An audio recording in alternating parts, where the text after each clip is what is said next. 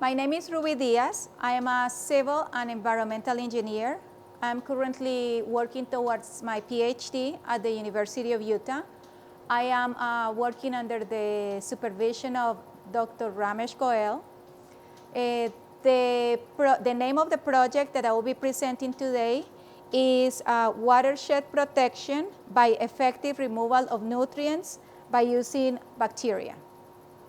I would like to thank the 2021 Salt Lake County Watershed Symposium for providing me that opportunity to present my research. I'm now going to talk about what nutrients are and why you should care. In this case, nutrients, we are going to be dealing with phosphorus and nitrogen. The problem with nutrients, everybody needs nutrients, every living organism. Microorganisms, plants, we need nutrients. But when there is an excess of nutrients, that becomes a bad thing. For example, excess of phosphorus and nitrogen in water bodies can cause eutrophication. Eutrophication occurs when there are algal blooms. What happens when you are going to the lake and you have a bunch of algae growing? The algae can generate toxic compounds that can make people sick, animals sick, or it can even cause death. Algae also consumes the oxygen present in the water. What happens when the oxygen is taken from the water? It becomes anaerobic, and there are many animals like fish and other microorganisms that require oxygen to live. Action. The presence of algae in water also increases the cost of treating that water when it's for human consumption. This reactor is a typical reactor where we use an anaerobic section, an aerobic section, and an anoxic section. So anaerobic means there is no free oxygen or there is no oxygen available. Aerobic, we use an air pump to inject air to the reactor. And the anoxic section is there is no free oxygen available, but there is oxygen in the form of nitrite or nitrate. Something important is the presence of phosphorus and nitrogen has to be very carefully monitored. Because, for example, there are microorganisms that can fix nitrogen from the environment. As you may remember, air is composed of 78% of nitrogen makes the air. The other 21% is oxygen, and the rest is other elements. These bacteria, what I'm doing is enriching what is called PAOs. I am feeding ammonia, phosphorus. I have a mixture of minerals, and I am providing the bacteria some alkalinity in the form of sodium bicarbonate. I am feeding also the bacteria some carbon, which is in the form of VFAs, volatile fatty acids, which is kind of a representation of a fermentation process of fermentation result from fermenting wastewater. So this bacteria goes through an anaerobic phase. This is when the PAOs use the carbon and release the phosphorus. So during this period, the phosphorus goes up. Then it's followed by an aerobic phase, which is when the bacteria uptake the phosphorus using oxygen as the electron acceptor.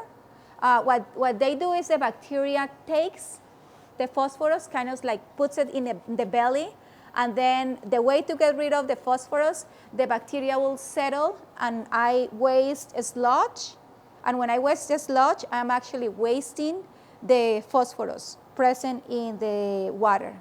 This is one way to remove nutrients. Also, I am injecting ammonia into the influent. The ammonia goes through a process of nitrification and denitrification. So ammonia is converted to nitrite, then nitrate, and then it goes to as a nitrogen gas. This is a biological nutrient removal reactor. It's removing phosphorus and nitrogen. Nitrogen is fed in the form of ammonia. The way I run this reactor, I control the pH.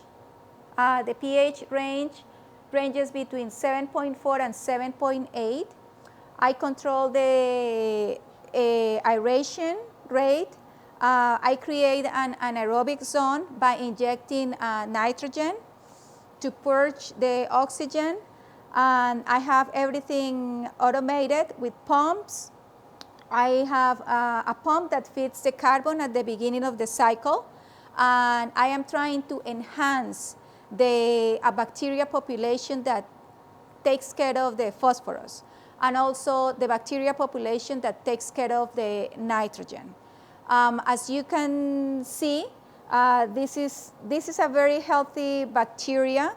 The way to find the diversity of the bacteria, I extract the DNA and I send it for sequencing, and I get that data, I process it, and I can find out what type of bacteria and what is the relative abundance, percentage of that bacteria on my reactor. This picture was taken using a microscope.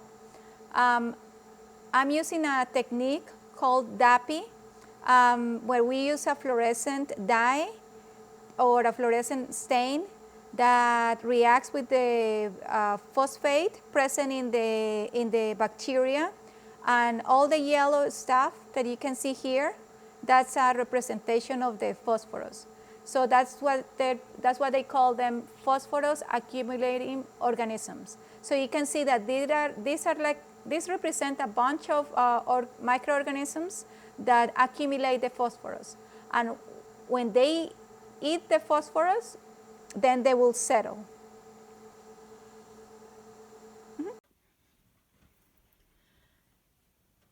Again, the name of this project is Watershed Protection by Effective Removal of Nutrients Using Bacteria.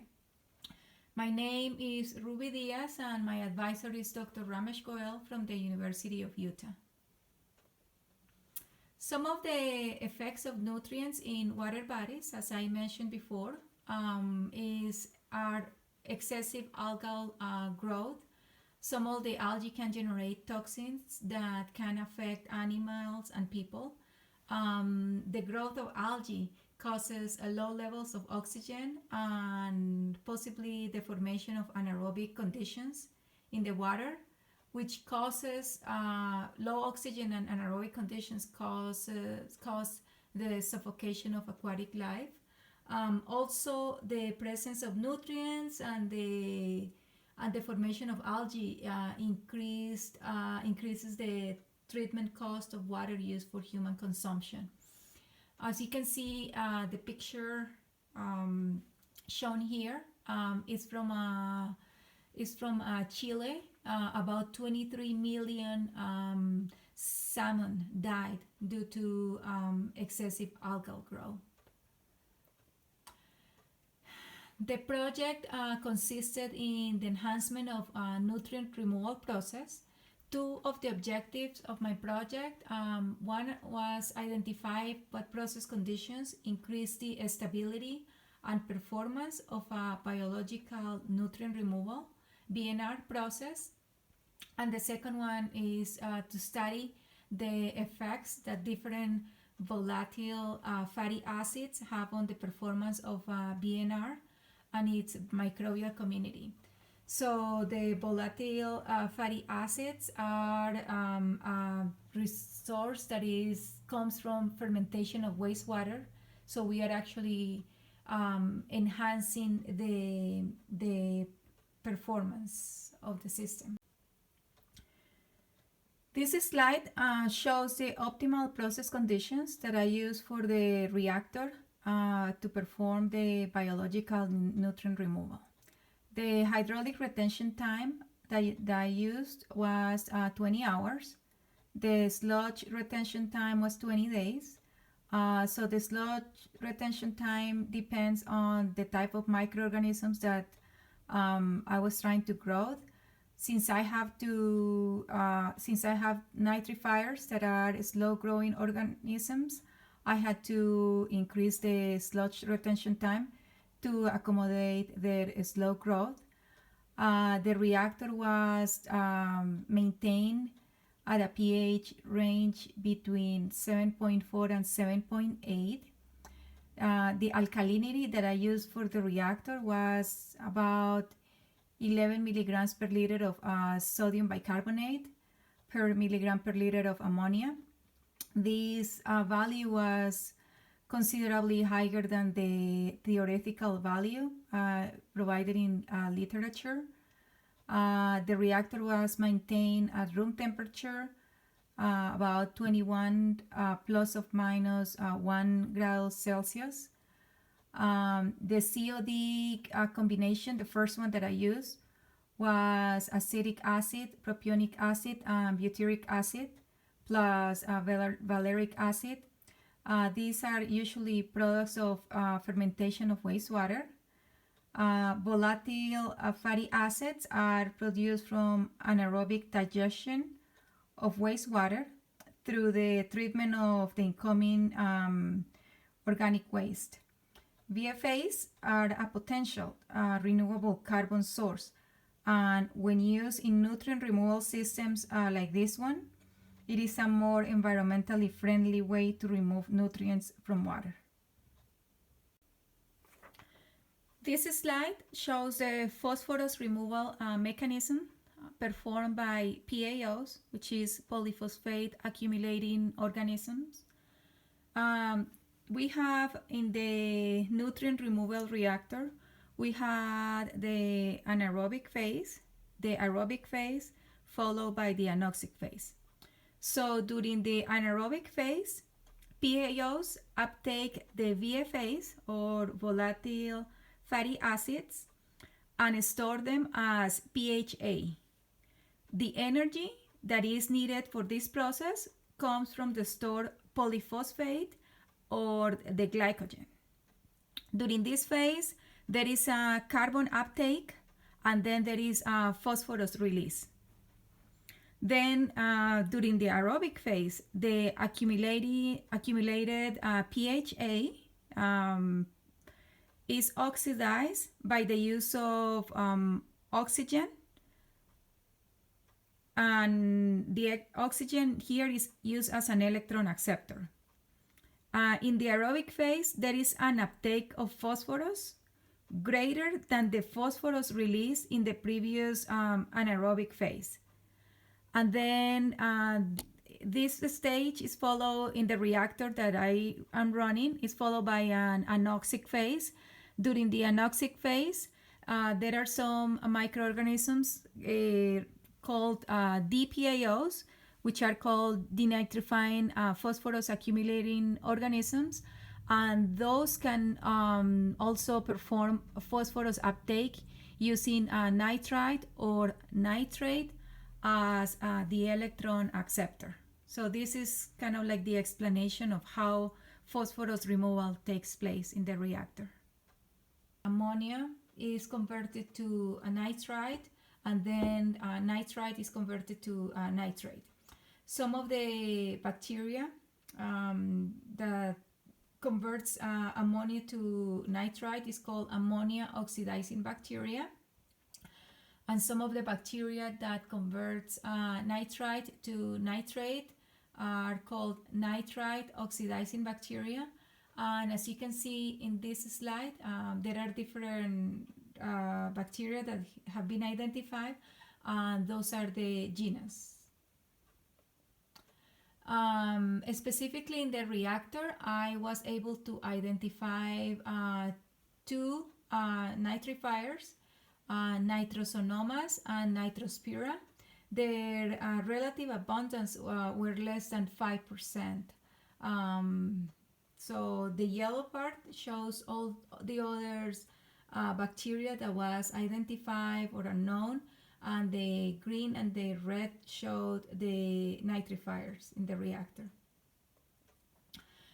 The denitrification process occurs when nitrate is converted to nitrite, and after that is converted to nitric oxide, and then nitrous oxide, and finally nitrogen gas.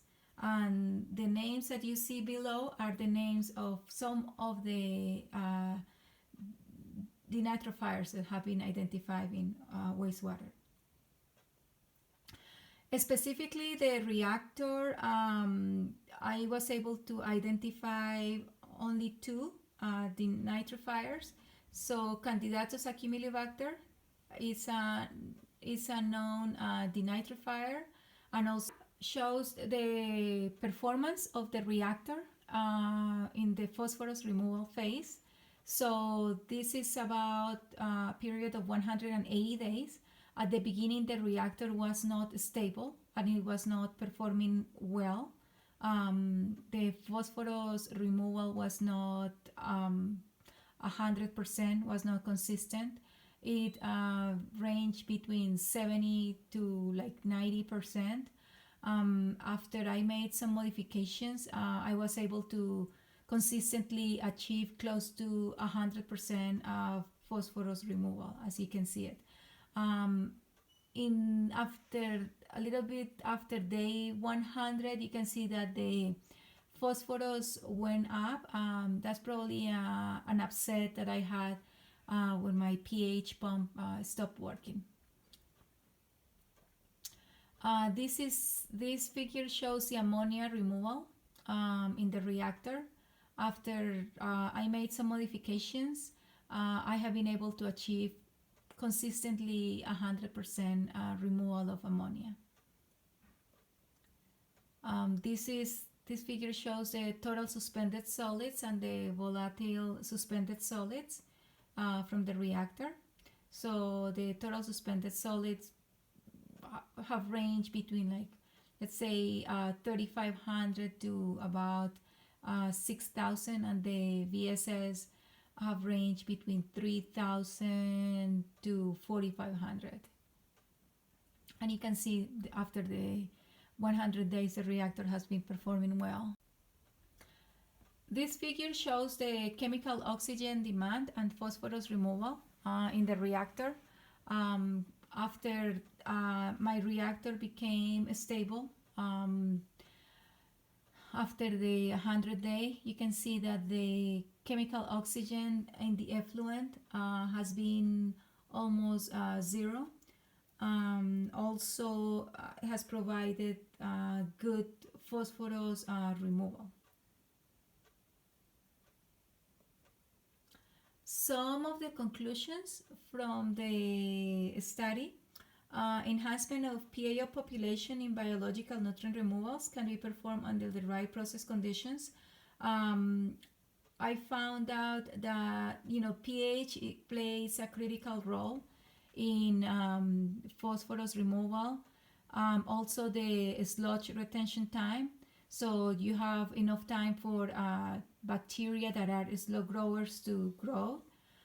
Also the alkalinity seems to play an important part in the stability and performance of the reactor.